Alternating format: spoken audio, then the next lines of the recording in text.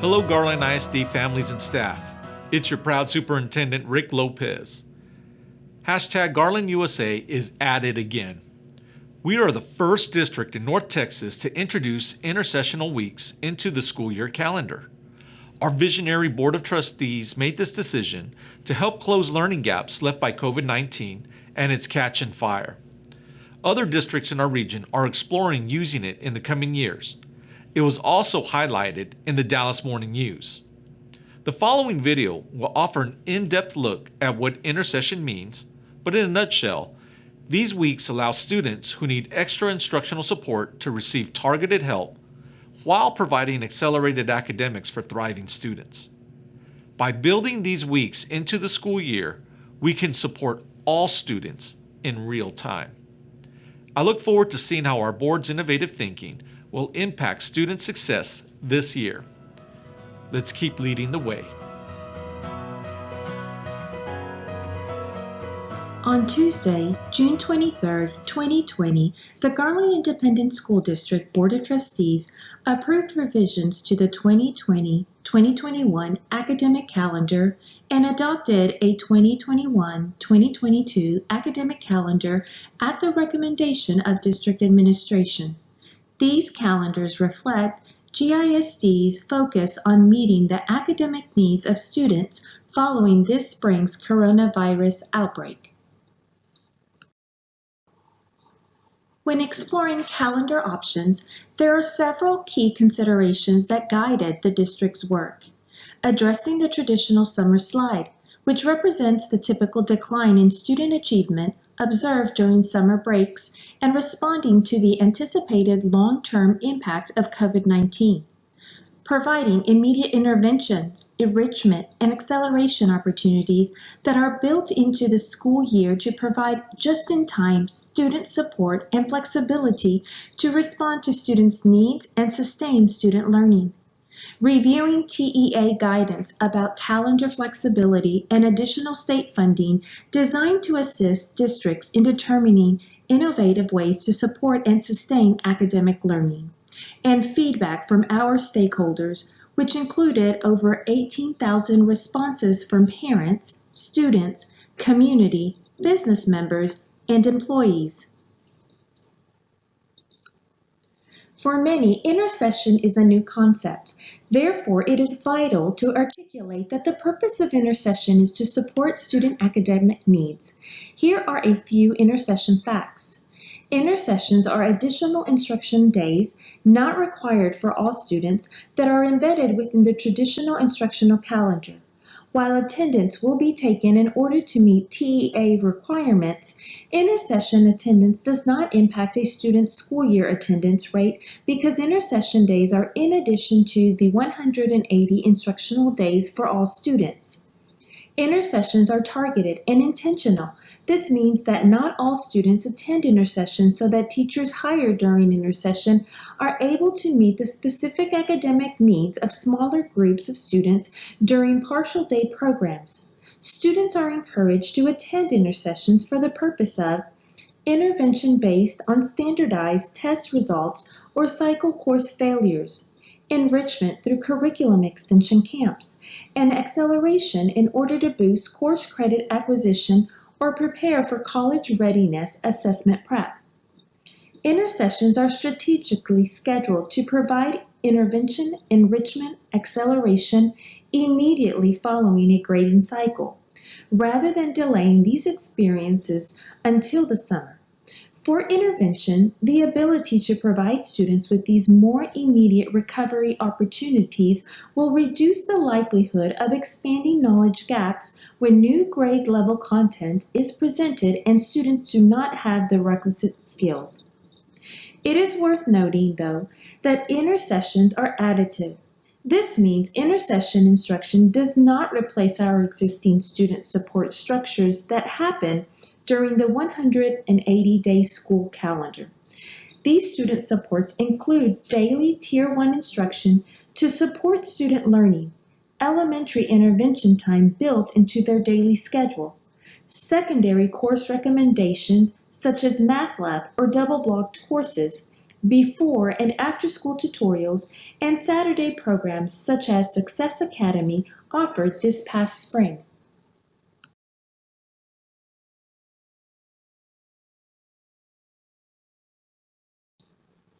PISA is an international study conducted every 3 years to compare and rank the effectiveness of school systems around the world. According to the most recent data, the U.S. ranks 23rd of the countries participating in PISA. 7 of the 8 highest-ranking countries have longer instructional days than Texas' average of 173.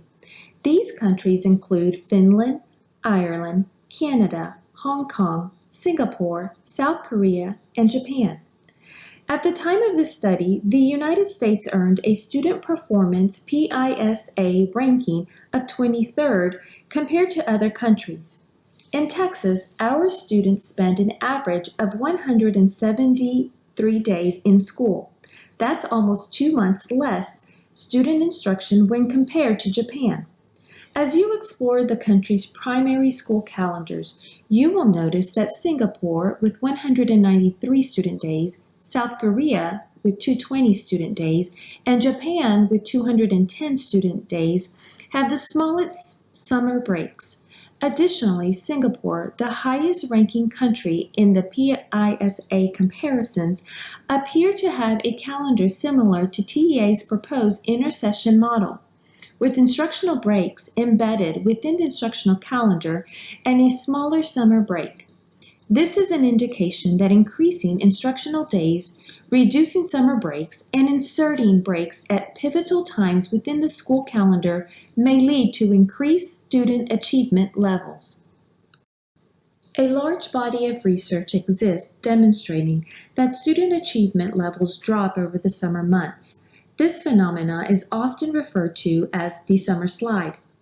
TEA put together this graph showing the summer slide difference between low-income and middle-class student performance. Both student groups show academic progress over the course of the school year, but over the summer, those achievement gains are relatively stagnant for middle-class students and actually decrease for low-income students. Notice that this decline over several years can actually create an achievement gap of up to 3 grade levels for low-income students. With approximately 65% of GISD students identified as economically disadvantaged or low income, this trend is a reality in every classroom across the district. Due to the impact of COVID-19, the traditional summer slide is anticipated to be even greater. Our trustees recently called this the COVID cliff. TEA's model data indicates that coronavirus school closures are predicted to have a devastating impact on student achievement. Students are projected to return from break nearly a full year behind compared to a typical academic year. It's worth noting that because we have never before experienced significant academic disruption with the likes that we've seen during our current pandemic, these projections represent the agency's estimates or forecasts of the potential academic impacts. It is possible that the actual impact on student achievement could be even greater. Unlike the graph on the previous slide, these models do not separate low-income and middle-class students. That's because the effect of COVID-19 school site closures are anticipated to be observed across all student demographics. But we know that the impact on our low-income students is likely to be the greatest because our own data indicates that low-income students have less access to technology and resources needed to be successful during school site closures. Furthermore, due to the spiraling skills of the mathematic content area, COVID-19 is anticipated to be even more significant, particularly in middle grades, where students are projected to start the 2021 school year more than 1 grade level below the traditional summer loss. But it's not enough to look at state data forecasting and trends. We have lots of local data that can be analyzed. This slide represents a longitudinal look at the performance for a cohort of GISD students. It represents 8th grade students during the 2018-19 school year and their meets grade level star reading performance in 3rd through 8th grade. What's unique about this view is that it presents not only performance by our 3 largest race ethnicity groups, Hispanic, African American, and white, represented by the dotted lines, but includes a bivariate look at performance by race, ethnicity, and economically disadvantaged status, represented by the solid lines. Our own longitudinal data indicates that even before the impact of COVID-19, there was a wide range or gap in student performance by race ethnicity, which only widens when considered in combination with socioeconomic status.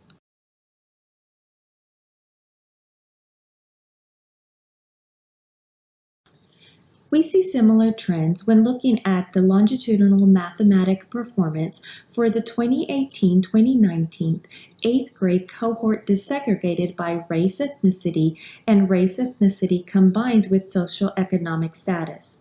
It's worth noting that these cohort results include the outcomes based on the annual grade level enrollment. These results do include the performance of students who tested above grade level, which at the 7th and 8th grade levels is approximately 1/3 of our enrollment. And while we are encouraged by the performance spike we see during grade 8, we know that changes in annual STAR assessment and performance level expectations can impact our observed outcomes. Our own data, even before the impact of COVID-19, suggests that we still have a great deal of work to do on behalf of our students, particularly when we consider our student performance outcomes disaggregated by student groups. And while we are presenting this data for a single cohort for ease of on-screen access, the observed trends are similar across cohorts. Thus, we could not continue to do what we've always done and expect to achieve different results. The Texas Education Agency has recently communicated agency-provided support to districts, encouraging district leaders to be creative in meeting student needs. 2 of these supports include a flexible calendar option and HB3 additional days school year funding. The flexible calendar options highlighted by TEA was an intersessional calendar. An intersessional calendar provides extra days or weeks for instruction beyond the compulsory attendance school days.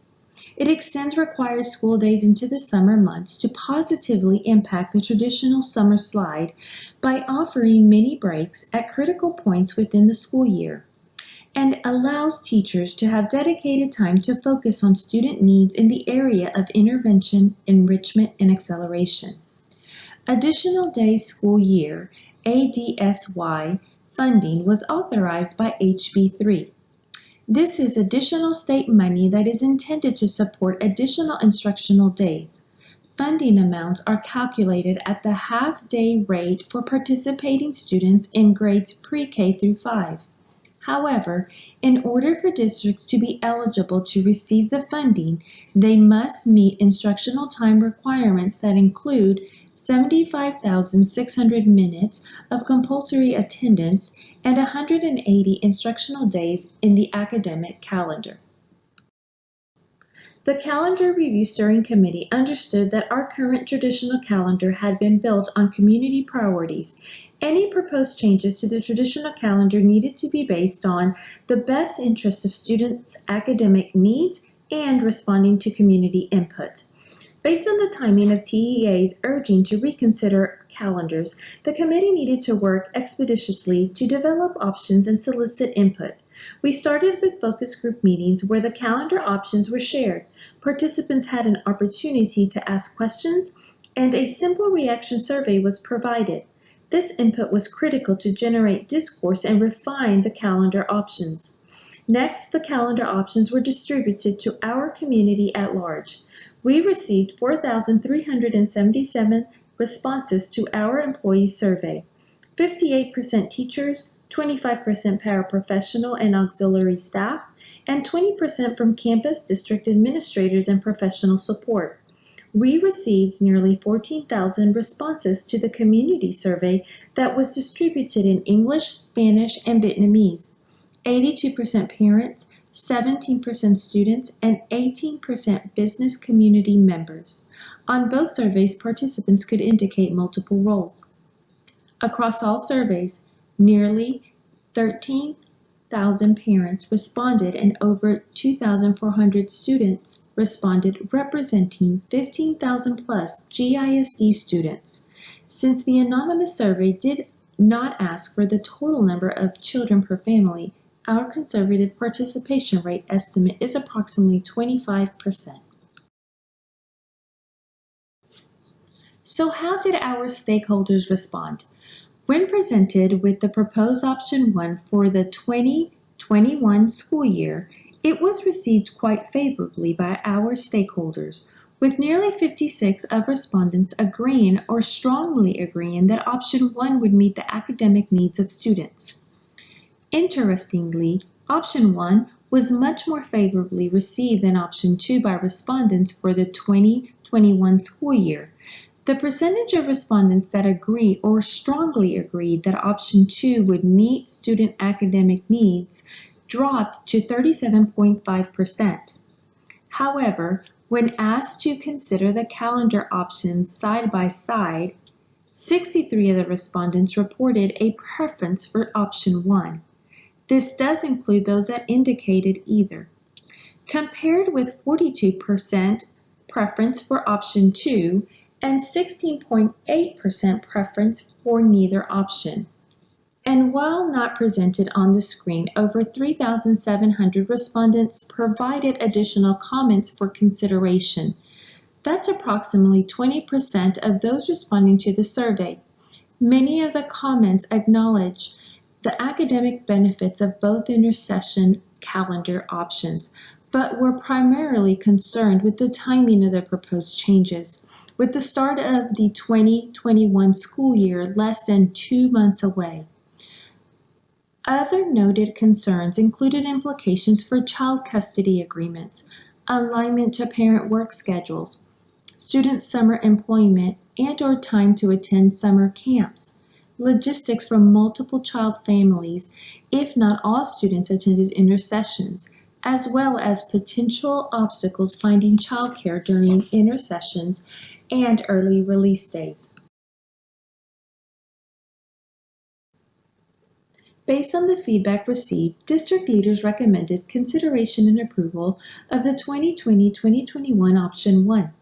This calendar recommendation was the least disruptive to the start of school because the first day of school for students and staff is the same week as previously adopted calendar. Highlights of the approved 2020-2021 calendar recommendation include a total of 180 instructional days for students. First semester begins August 10th and ends December 18th for a total of 83 days in the fall semester. Second semester begins Tuesday, January 5th and ends June 8th for a total of 97 days in the spring semester. There are embedded student early release days to provide staff time for ongoing professional development due to the reduction of full-day PD days. There are 6 early release days for elementary students and 8 early release days for secondary students. There are 3 intersession opportunities for students: a 4-day fall intersession in October, a 5-day spring intersession in March, and an 8-day summer intersession in June. Other student and staff holidays built into this calendar include Fair Day in October, Election Day in November to limit exposure of our students and staff to individuals on campus to cast ballots, Martin Luther King Jr. Day in January, Good Friday in April, and a 4-day Memorial Day holiday in May.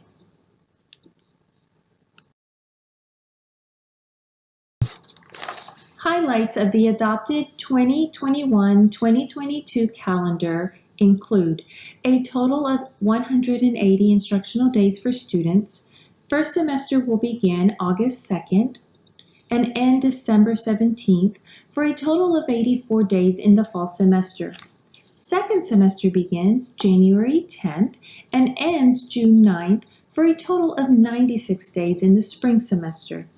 Continuation of embedded mid-cycle student early release days to provide staff with time for ongoing professional development, and 6 elementary early release days and 8 secondary early release days.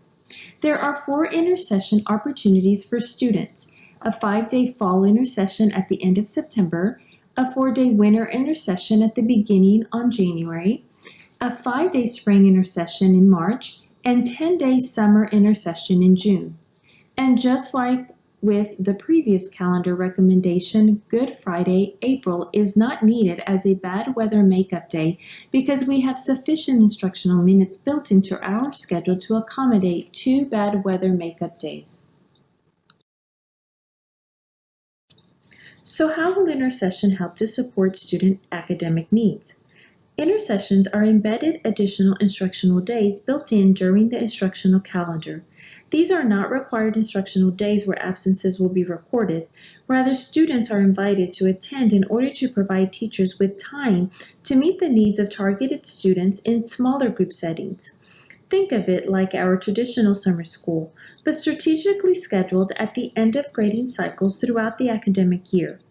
And, like our traditional summer and holiday breaks, it is the expectation that students will not be assigned projects and/or homework from their regular courses to be completed during intersession or other holiday breaks. For students and teachers not participating in intersession, this week provides a mini break in the academic year, immediately after a quarterly grading cycle. For students and teachers that participate in intersessions, they also receive a break from the typical academic year because intersessions are partial day programs, while still incorporating transportation and school meal programs. There are 3 instructional functions of intersessions: intervention remediation, enrichment, and accelerations. For intervention remediation, the focus will be on inviting students based on MAP and prior year STAR results in order to address identified skill and content gaps, and grading cycle or course failure in order to provide students with time and support for grade credit recovery. Enrichment will focus on providing extensions to the curriculum through opportunities such as coding camp, esports, robotics, leadership camps, and other campus-based interests. Acceleration will focus on providing opportunities to support students for advancement, including dyslexia camps, original credit virtual course offerings, and college readiness assessment prep. Based on our interactions with focus groups and stakeholder surveys, there were a few recurring functional questions.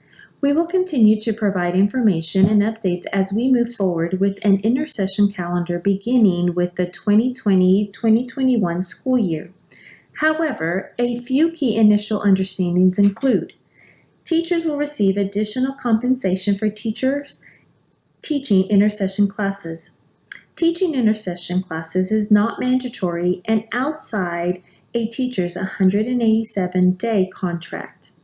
Students will be identified to participate in intersessions for intervention, enrichment, or accelerations. An intersession attendance will be taken but will not impact a student's school year attendance rate. Intersession instruction is in addition to the regular school year instruction and does not replace instructional opportunities available to students to supporting learning, including after-school tutoring. And because the goal of intersession is support student academic needs, all students, regardless of specialized programming, will be eligible to participate in intersessions. The district is ensuring that student supports and accommodations will be available.